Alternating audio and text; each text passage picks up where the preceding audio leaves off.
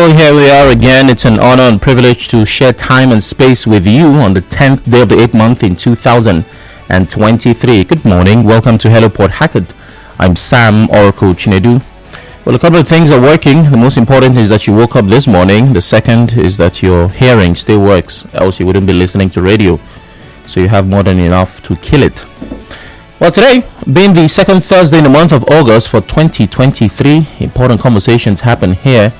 We're starting with a call by parents to recycle school textbooks, right? Parents are saying that schools do not allow them to reuse the textbooks of their siblings, their kids rather, for younger kids. I had someone reach out to me on Twitter, I think 2-3 days ago, and there actually has been a movement, this call by parents for a long time. You have 4 kids in a school, the oldest one uses books. The younger ones are not allowed to use those same books. They have to buy new books afresh. So what do you make of this situation? Do you think it is necessary or exploitative on the part of the school? Coming up in the 10 o'clock hour is Power Update. This is where we'll be talking about the frequency of your supply. How many hours a day do you get power? And what is your source of alternative energy? And at 11 o'clock, we'll be learning the art of minding our business. Minding your business. Apparently, it's a skill, and not everyone has it. But the important question would be, what situation should require you minding your business? As always, there's a story. Someone refused to mind theirs, and they ended up in the wrong place. So these are the conversations that make up Hello Port Hackett this morning. Are you ready? Let's do it.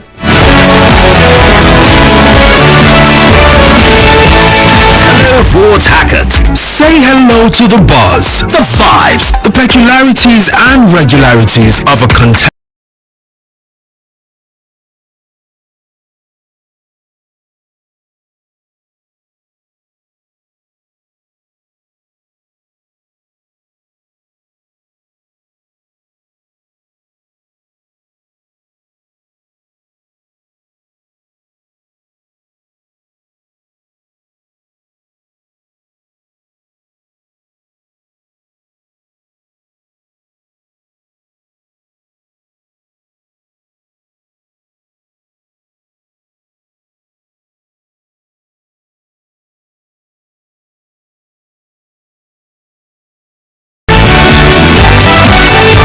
All right, let's talk. Let's have conversations that matter.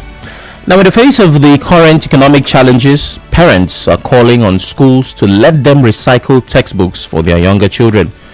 A concerned parent, Mr. Igwe, shared his frustration on Twitter, asking why schools do not let children use textbooks of their older siblings. Now, it's important to note that some schools have a one child, one book policy, which they implement strictly. That means for every child in the school, you must buy books for that child. It doesn't matter where they've been, whether their older sibling has gone through that level, they must get their own textbooks. This conversation is happening actually because somebody reached out to me on Twitter, and if you follow the show, you'd realize that he called yesterday. And this is his exact tweet. I'd like to read. Sparkling Oracle, good evening. I am one of your followers of the talk show Nigerian Info. I wish to suggest a topic. What is wrong with my vision? Yes, that may be worthy. Help us parents ask proprietors why younger siblings cannot reuse books used by older siblings. And so that's the situation of things. Now, I did my findings. Asked a couple of questions. Apparently, he's not the only one who feels this way. A lot of parents are not happy about this situation. I imagine having 4 kids in the same school. Right, you don't want to buy the same textbooks 4 times for very obvious reasons, whether or not the economy is the way it is. But of course, my job is to ask questions, and there are people in position to answer those questions. My guest this morning is Susan Charles. She's the director, Birch Consulting. It's a school growth and improvement consultancy focused on curriculum review, teacher training, and all things education. Good morning, Susan. Thanks for joining us. Good morning, Chinedu. Thank you for having me. Yes, it's my absolute pleasure. How are you doing? Very well, thank you. All right. So straight to business. When a school makes a parent buy new textbooks for all their kids, is this a necessity or is it exploitative? You see what, this conversation is crazy because school leaders are doing this, they do, doing this, they don't. one thing I know is that a lot of schools are struggling right now, especially because these book suppliers are not friendly. They're not people that you can strike a deal with. Let me explain. So some of them have textbooks and workbooks, right? Okay. Some schools used to cut costs before by having rental copies. What I mean by rental copies is the school will have copies of the textbook that the children would use in class. Okay. The parents would only pay for the workbook. Oh. But most book suppliers have stopped that. And so each workbook must come with a textbook.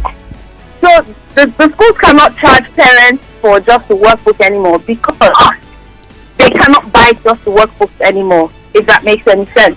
Yeah. And then sometimes some of these books are reviewed without any what's it called now?